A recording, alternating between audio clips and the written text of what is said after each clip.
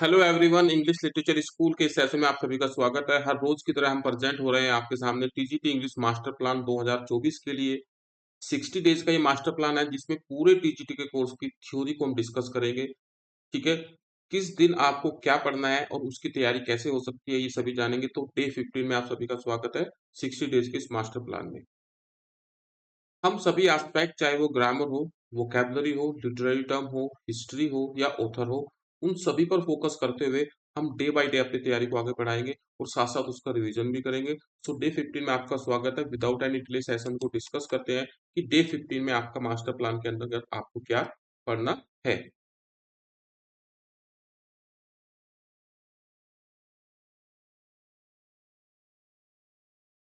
थोड़ी सी setting change करनी है। मार्कर नहीं चल रहा है। ठीक है ना, okay.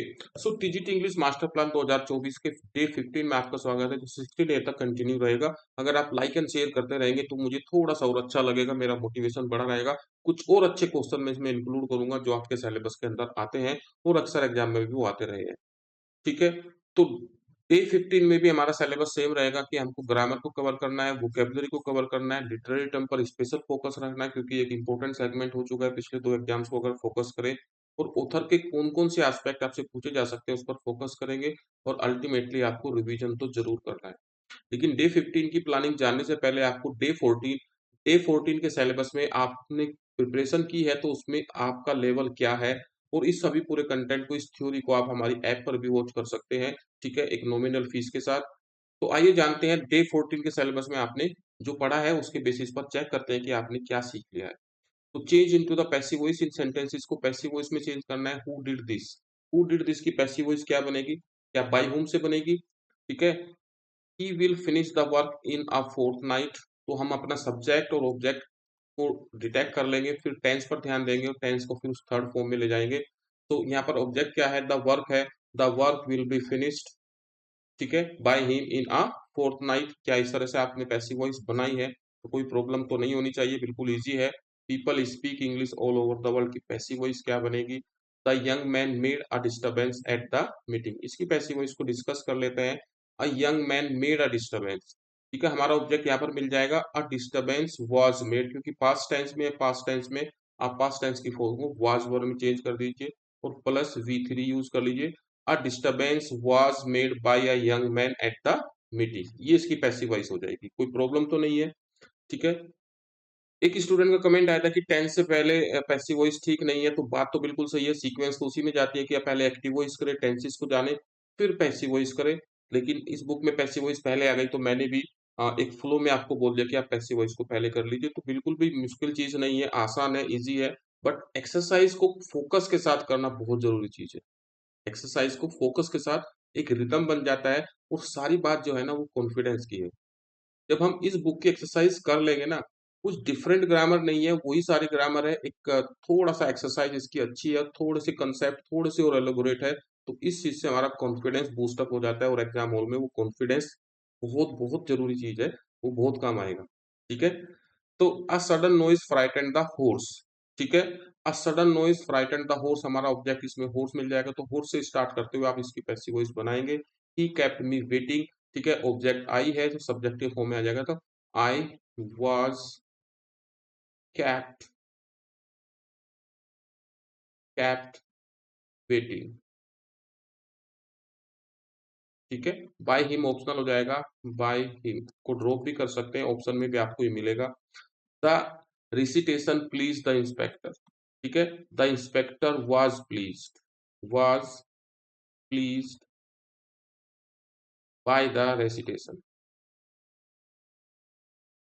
By the recitation. Vocabulary की बात करते हैं, वोकेबलरी में आपने सेशन 12 में क्या पढ़ा था।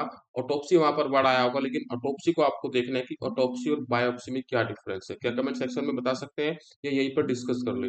ऑटोप्सी किसी डेड बॉडी का टिश्यूज की जांच होती है, उसका पोस्टमार्टम को बोलते हैं। बायोप्सी एक लिविंग पर्सन के किसी ऑर्गन के, किसी पार्टिकल की या उसके टिश्यूज की जांच को बायोप्सी बोला जाता है, क्योंकि बायो का मतलब लाइफ होता है। Autopsy is equal to a postmortem, जो डेड कॉर्प्स या डेड बॉडीज के साथ किया जाता है। क्लियर है। ऐसे ही फर्दर आपको डिफरेंस जानना है किस चीज में, बायोग्राफी वर्सेस ऑटोबायोग्राफी वर्सेस हाजियोग्राफी, और यहाँ पर लिटरेरी टर्म का भी एक कंसेप्ट आ जाता है। साथ साथ आपको इंग्लिश लिटरेचर में पॉपुलर बायोग्राफी कौन कौन सी है, और साथ में अर्लीस्ट एग्जाम्पल, इंग्लिश लिटरेचर में अर्लीस्ट एग्जाम्पल क्या आप मुझे कमेंट सेक्शन में बता सकते हैं कि अर्लीस्ट एग्जाम्पल ऑफ बायोग्राफी कब लिखी गई और उसके क्या नाम है। इंग्लिश लिटरेचर में पॉपुलर ऑटोबायोग्राफी कौन कौन सी है और अर्लीस्ट एग्जाम्पल ऑटोबायोग्राफी कौन से हैं, ठीक है।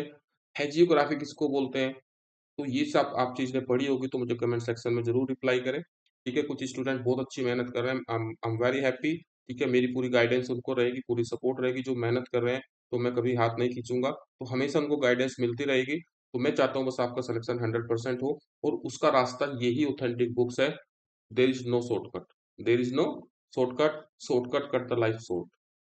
एस्ट्रोनॉट वर्सेस कॉस्मोनॉट में क्या डिफरेंस है, कॉस्मो का मतलब पूरा यूनिवर्स होता है, तो क्या वो पूरे यूनिवर्स में ट्रैवल करते हैं, तो जल्दी से बताएं। डिफरेंस आपको जानना है, और सारा डिफरेंसेस उस लेसन के अंदर दिया गया है जो आपको पढ़ने के लिए दिया गया है, और यही वो क्वेश्चन है जो एग्जाम में आपको हेल्प करेंगे। एस्ट्रोनॉमी वर्सेस एस्ट्रोलॉजी में क्या डिफरेंस है, किस चीज का अध्ययन होता है एस्ट्रोनॉमी, और किस चीज की साइंस को एस्ट्रोलॉजी बोला जाता है। ऑटोनॉमी, जोडिएक, ये जो वर्ड है इनके मीनिंग आपको क्लियर होने चाहिए, उसी सेशन नंबर 12 में ये आने वाले सारे वर्ड है, ठीक है। अब लिटरेरी टर्म की बात कर लेते हैं, एलजी वर्सेस डर। सबसे पहले आपको एलजी की जानना है, इसका ओरिजिन कहाँ से हुआ, ये किस टाइप की पोयम है। पोयम तो ये है, पोएट्री की फॉर्म है, लेकिन ये किस टाइप की पोएट्री है, कौन से मीटर में लिखी जाती है जब इसका ओरिजिन हुआ। इंग्लैंड में 17वीं सेंचुरी में किस तरह की पोएट्री को फिर एलजी के अंदर रखा गया, and how this elegy is different from डर्स, ठीक है। Popular elegy example in English literature, सबसे बड़ा जो एग्जांपल मुझे याद आता है हमेशा, elegy written in country churchyard और इन मेमोरियम। और कौन से एग्जांपल है जो पॉपुलर है इंग्लिश लिटरेचर में जो अपने एलजी के लिए जाने जाते हैं, तो जल्दी से मुझे कमेंट सेक्शन में बताएं। मोस्ट इंपोर्टेंट सेगमेंट आपको यहाँ पर है, इस पर फोकस करना है कि dirge example in Shakespeare place, Shakespeare के प्लेस में क्या डर्ज यूज किए गए हैं। अगर यूज किए गए हैं तो मुझे कम से कम 2 एग्जांपल आप प्रेजेंट करें जो आपसे एग्जाम में पूछे जा सकते हैं। चलिए फिर आप पूछते हैं कि इनके आंसर कहाँ है, इनके आंसर उसी बुक में है जहाँ से आपको पढ़ने के लिए टॉपिक्स दिए गए, ठीक है। तो फुल फैंटम 5 दाई फादर लाइज, एरियल का जो सॉन्ग है टेम्पेस्ट में, this is an example of dirge, क्योंकि ये लेस फॉर्मल फॉर्म होती है एलजी की, छोटी होती है और लेस फॉर्मल होती है। एक और डर्ज यूज की गई है, किस प्ले में यूज की गई है, काफी पॉपुलर है, जिसको पढ़ते हुए माना गया है कि एल्फ्रेड लॉर्ड टेनिसन की डेथ हो गई थी, ठीक है। जब उनकी डेथ हुई, उनके हाथ में जो बुक थी, वो जो पढ़ रहे थे, वो जो पेज ओपन था, वो डर्ज का पेज ओपन था जो शेक्सपियर के प्ले में यूज किया गया है। तो जल्दी से मुझे उसका, उस प्ले का नाम जल्दी से कमेंट सेक्शन में बता दीजिए। तो मोस्ट मोस्ट इंपोर्टेंट सेगमेंट है, क्योंकि लिटरेरी टर्म प्लस आपके ऑथर को कनेक्ट कर रहा है। एलजी वर्सेस पेस्टोरल एलजी में क्या डिफरेंस है, ये पेस्टोरल होता क्या है, और फिर प्लस एलजी।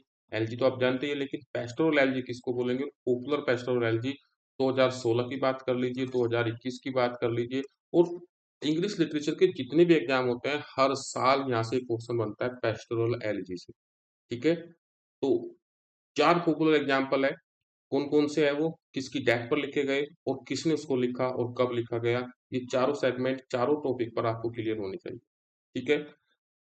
ऑथर के बारे में कल आपको दिया गया था, उनके प्ले की सेटिंग्स के बारे में। आपको सभी प्ले की सेटिंग्स प्रिपेयर करनी है। तो name of the Scottish play of Shakespeare, Shakespeare के स्कॉटिश प्ले का नाम आपको बताना है। शेक्सपियर का कौन सा प्ले है जिसको स्कॉटिश प्ले के नाम से जाना जाता है, और ये ओनली स्कॉटिश प्ले है, ये ध्यान रखिएगा, शेक्सपियर ने केवल एक ही स्कॉटिश प्ले लिखा है।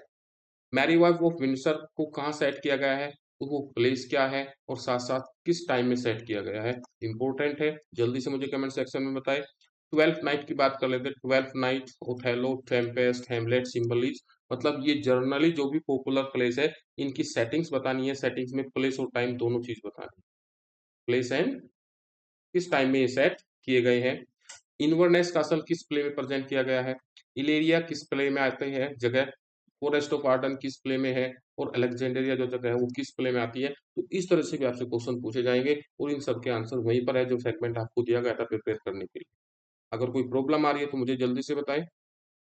तो आइए, डे 15 में आपको सबसे पहले स्टार्ट करना है ग्रामर सेक्शन के, और अपनी popular book red and Martin से इसको करना है। कोई प्रॉब्लम नहीं होगी। पिछले सेशन में हमने पैसिव वॉइस को जाना था, पैसिव वॉइस के बाद अब बारी है इस चीज़ की, बारी है देख लेते हैं टेबल ऑफ कंटेंट में, इसमें बारी है मूड की, ठीक है? मूड पर क्या क्वेश्चन बनता है? बहुत ज़्यादा क्वेश्चन तो बनते नज़र नहीं आते हैं, बट एक स्टूडेंट को इसके बारे में अवेयर ज़रूर रहना चाहिए, क्योंकि कोई चीज़ अगर छूट जाएगी तो हमेशा मन में ये रहेगा कि मुझे अभी पूरी ग्रामर नहीं आती, तो इसलिए रेड एंड मार्टिन से इन्हीं टॉपिक को ज़रूर कवर करें। क्या है, मूड में आपको सबसे पहले जो फोकस करना है, जितने भी मूड हैं, वो 3 तरह के मूड होते हैं, लेकिन सब्जेक्टिव मूड में जो प्रेज़ेंट सब्जेक्टिव मूड है, उस पर फोकस करेंगे, फिर पास्ट सब्जेक्टिव मूड पर भी फोकस करेंगे। इन दोनों के डिफरेंस को ज़रूर समझें और इनका अध्ययन ज़रूर करें। अगर मूड में कुछ और पढ़े ना पढ़े, लेकिन पास्ट सब्जेक्टिव और प्रेजेंट सब्जेक्टिव मूड को जरूर पढ़ लें, ठीक है? जो नेक्स्ट सेगमेंट होगा ग्रामर के बाद, वो होगा आपका वर्ड पावर मेड इजी से आपकी वोकेबलरी। वोकेबलरी में आपको कौन सा सेशन करना है? बारी है सेशन नंबर 13 की, ठीक है? जो स्टूडेंट चाहते हैं एक अच्छी कॉम्प्रिहेंसिव एबिलिटी, कॉम्प्रिहेंसिव एबिलिटी आपको 2 से 4 मार्क एक्स्ट्रा दिलाएगी, ये मेरा आपसे पूरा वादा है। तो जो चाहते हैं कि आपकी अच्छी कॉम्प्रिहेंसिव एबिलिटी हो, तो पूरे टेक्स्ट को पढ़ेंगे और टेक्स्ट को पढ़ने के बाद फिर जो रूट वर्ड्स है तब उसको नोट करेंगे, रूट वर्ड्स को।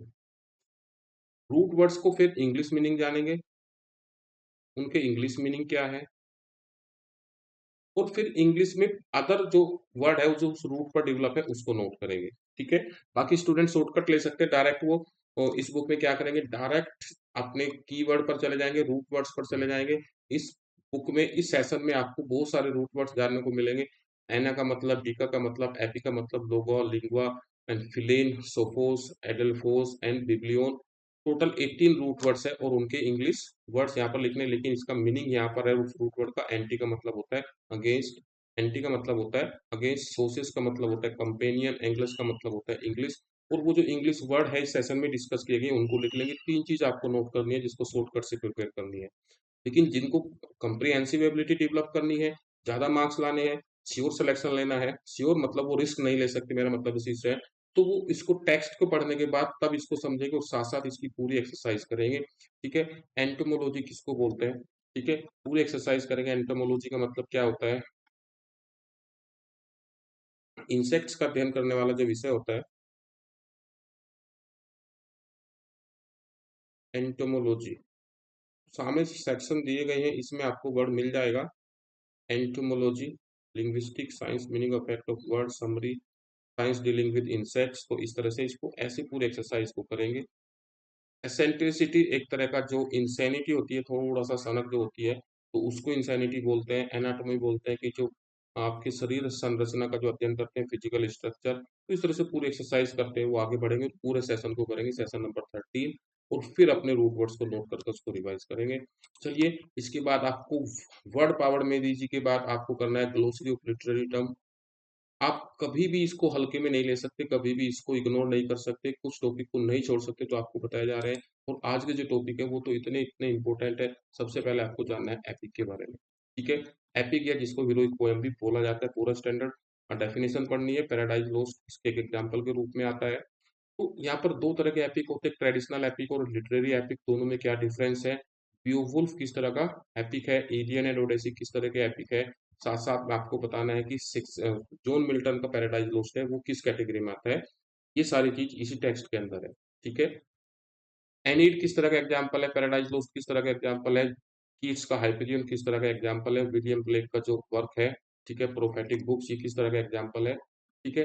तो इस पूरे जॉनर को आपको समझना है और मोर इम्पोर्टेंट इसके यहाँ पर आपको जॉन मिल्टन के ग्रांड स्टाइल को जानना है कि उसका जो फॉर्मल डिक्शन था, एलोबरेट स्टेंजा स्टाइलाइज्ड सिंटैक्स था, पूरी उसकी जो वाइड रेंज एल्यूजन उसने यूज किए हैं, एपिक सिम्बलीज जो होमर से उसने कॉपी कर कर यूज किए हैं, इस पूरे को मिलाकर क्या बनता है ग्रांड स्टाइल। क्योंकि ये बहुत पॉपुलर चीज है कि अगर जॉन मिल्टन के पैराडाइज लोस्ट की तारीफ की गई है तो उसमें जॉन मिल्टन की उस ग्रैंड स्टाइल की बहुत ज्यादा इंपॉर्टेंस है, इसलिए वो पॉपुलर होता है। तो उसका पूरा कंसेप्ट समझेंगे।